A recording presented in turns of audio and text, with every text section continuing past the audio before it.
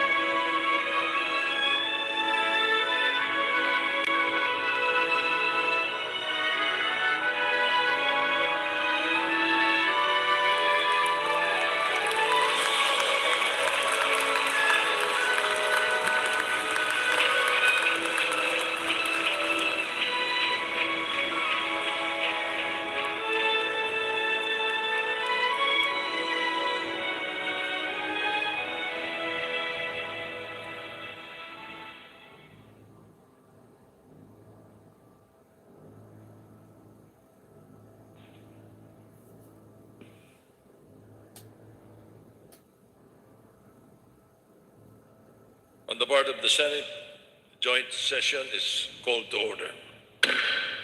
On the part of the House of Representatives, the joint session is hereby called to order. Please rise for the singing of the Philippine National Anthem, be led by Ms. Morissette Amon and accompanied by the Philippine Philharmonic Orchestra.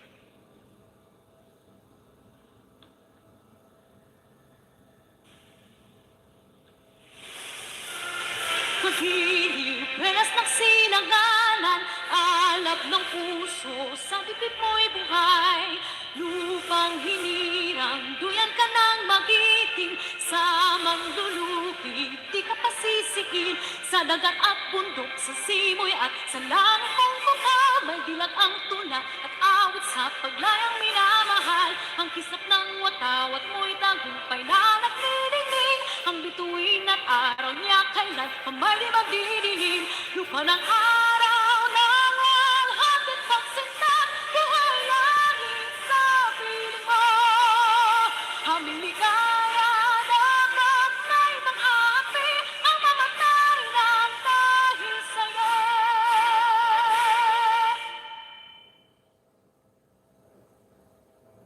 Please remain standing for the nation's prayer.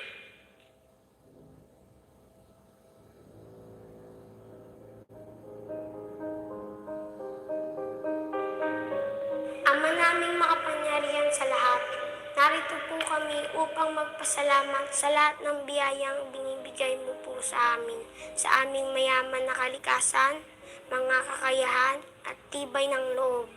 Maraming salamat po. Basbasan mo po at gabayan ang aming mahal na inang bayan at ang aming mga leader na pangalagaan ang aming kinabukasan bilang susunod na henerasyon ng aming mahal na Pilipinas. Gabayan mo po kami sa harap ng pandemya at protektahan mo po kami. Ipakita mo po sa amin ang tamang daan upang malagpasan namin ito at lahat ng mga darating pang sakuna, kalamidad o anumang hamon. Lahat ng ito ay tinatanggap namin bilang pagsubok lamang upang lalo kaming sumampalataya sa iyo. Naway matamo namin ang ganap na pagkakaisa bilang isang bayan. Turuan mo po kaming maging mapagkumbaba at laging unahin ang aming kapwa bago ang aming mga sarili, lalo na ang mga kapuspalad, mga dumaraing at ang mga nais na marinig, pati na rin ang mga kababayan naming naghahatid ng mahalagang serbisyo sa kapwa, maging dito sa Pilipinas o sa ibang bansa. Patatagin mo po sana kami bilang tao at bilang isang bayan na laging nananalig at naniniwalang hindi mo po kami pababayaan kailanman. Salamat, Panginoon, sa lahat ng iyong blessing sa amin. Ito po ang aming dasal. Amen.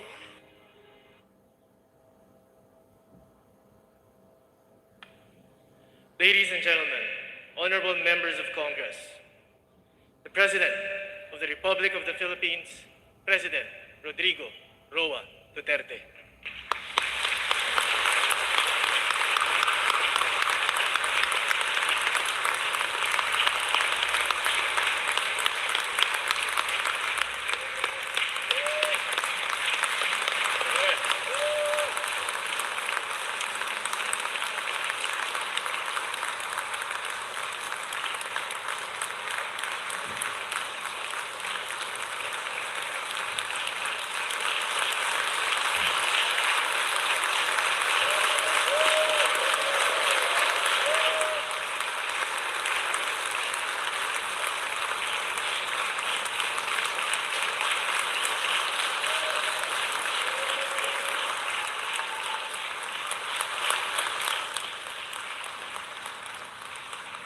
Kindly sit down.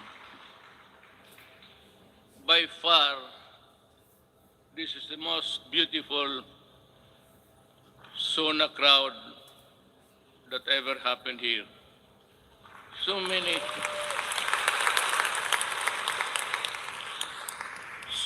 beautiful faces, and you only have to guess when you see the full face of the person. Senate President Vicente Soto III and the honorable members of the Senate, House Speaker Lord Alan J. Velasco, and the honorable members of the House of Representatives, Vice President Maria Leonor Robredo, former Presidents Fidel V. Ramos, Gloria Macapagal Arroyo, Joseph Ejercito Estrada, the Chief Justice Alexander Gismondo, and the Justices of the Supreme Court, Executive Secretary Salvador Medialdia, and the members of the Cabinet, Dean of the Diplomatic Corps, His Excellency Archbishop Charles John Brown, and the distinguished members of the Diplomatic Corps. My fellow government workers, and of course, to my lovely wife, Hanilet, mga mahal kong kababayan,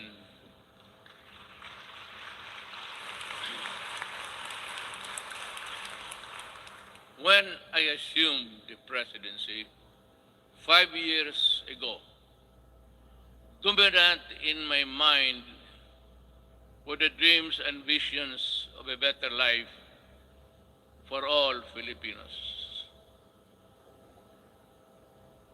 I saw them as reachable through the institution of reforms and radical changes in both in the structure of government and the mode of governance. Changes designed responsibility, accountability, and all in consonance with the truth that the public office is a public trust. When I ran for the presidency, I just made fundamental processes, and strangely, you can count them by the fingers of your hand. I made those changes which I thought that was really, there was time and doable. To offer free education, it's there already. The universal health care, nandiyan na po. The fight against illegal drugs, criminality, and corruption, and the development structure, including free irrigation and other big-ticket projects, which I thought I did not have. the funds to do it. But perchance, among others, they were done in my term. Today, as I approach my term, my end of my term, I have less visions, but more remembrances. But mine is not to review or to second guess what might have been, but to bear and respond with the urgency of the unforeseen events as they unfold. Even before I took the oath of office, and everyone else, I suppose, knew the gravity of the enormity of the problems that the country was facing. And precisely because of that awareness, I was driven to hasten implementation of changes which I believe the country needed, keeping in mind that the Constitution afforded me only 6 years to make those changes happen. Making a difference within the constitutional time frame is what I was up against. But no one gets by legally without warming to the needle's eye of the constitutional imperatives. That is why I cajoled, I shielded, I pushed, and I tangled with men of wealth and influence who were oblivious to the angst and pleas of the weak and impoverished. And for that, I was pilloried to no end. But I did not succumb to the attacks, and neither did I allow criticisms, however intense, dampen my determination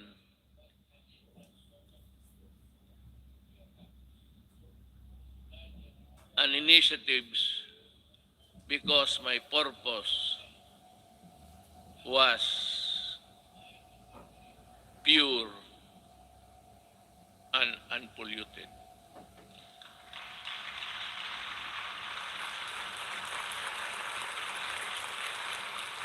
While we were busy instituting reforms, the twin augurs of illegal drugs and corruption laid low for a while, only to resurface as still with us. And make no mistake about it, corruption is but another term of stealing people's money, dashing in its wake a nation's goals and aspirations. Due to the brilliant programs and excellent work of our economic managers and the extraordinary cooperation between the executive and legislative branches of government, our economy, with investor confidence, was poised to leapfrog from the company into the company of the world's fastest growing economies until COVID-19 pandemic stalled everything. Be that as it may, allow me this opportunity to extend my personal and the nation's gratitude to all those who selflessly gave their all in the fight against COVID-19, our health workers and other frontliners who risk their own safety.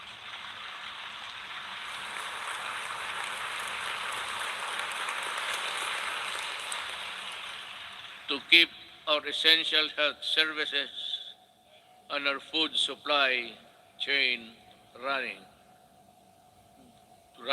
boosting the economy, activity, and ensure peace and order in our communities. I would like also to extend my deepest appreciation for the generosity of the private sector who came to the government's aid in fighting COVID-19.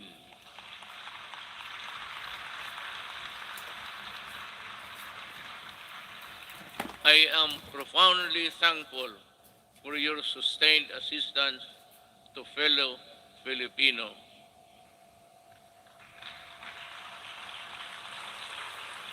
And amidst the same deleterious effect of the pandemic to our respective industries, let me assure you that the government is committed to assess the private sector to regain the commercial vibrance of the country prior to the pandemic.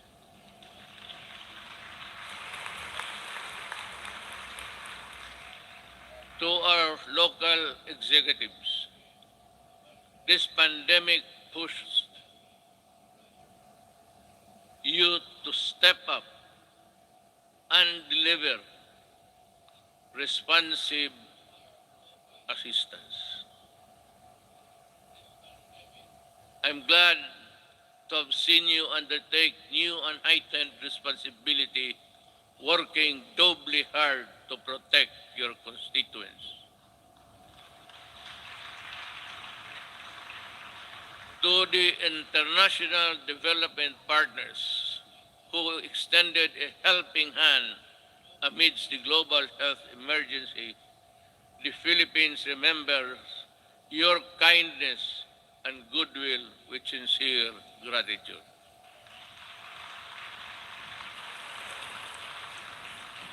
And to all of you who answered the call to protect one another by adhering to our nation's protocols, daghang salamat.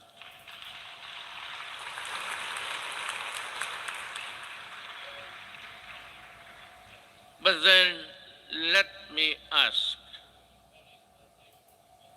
perhaps you and to myself, what exactly is the state of the nation today? In the light of the pandemic which has paralyzed business activities and crippled even the strongest world's economies. So, where do we go from here? Looking back to our accomplishments. In my first Sona, I laid down with utmost commitment and resolve the overall direction of my presidency.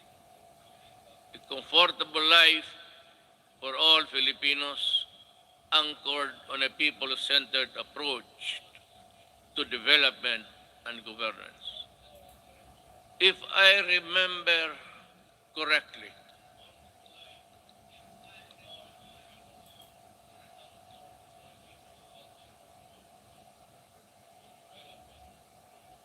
my administration,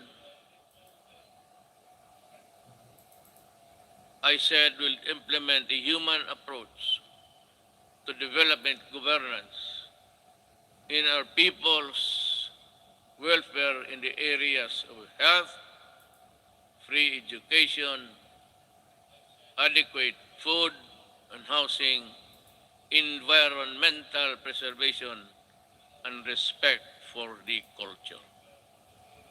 I bore no illusions that steering a nation towards a comfortable life for every Filipino would be easy. Indeed, the past 5 years have truly been challenging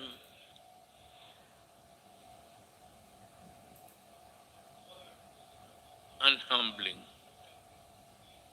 I stand here before you today bearing no conceit, but if there is one thing that I could be proud of, is that not once did I waver in doing the unpopular, even if it meant upholding the greatest good for the greatest number.